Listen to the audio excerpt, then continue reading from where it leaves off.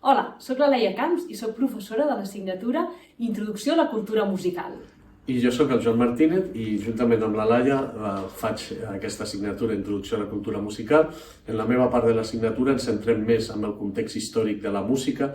Intentem descobrir com era la música a la prehistòria, en èpoques pretèrites, en l'època dels grecs, dels romans, i ja quan arribem a la història de la música occidental, les diferents èpoques conegudes, de l'edat mitjana, el Renaixement, el barroc, classicisme, el romanticisme, i arribem fins a la música d'avui en dia.